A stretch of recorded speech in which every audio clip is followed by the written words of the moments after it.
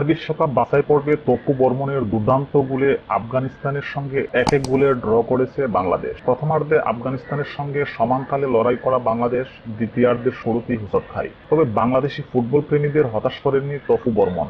এক গোলে পিছিয়ে থাকা বাংলাদেশকে ৮৩ মিনিটে তপুর দেওয়া গোলেই বাংলাদেশ 1-1 সমতা এনে আফগানিস্তানের বিপক্ষে ড্র করে বিশ্বকাপ বাছাইয়ে দ্বিতীয় পয়েন্ট সংগ্রহ করে।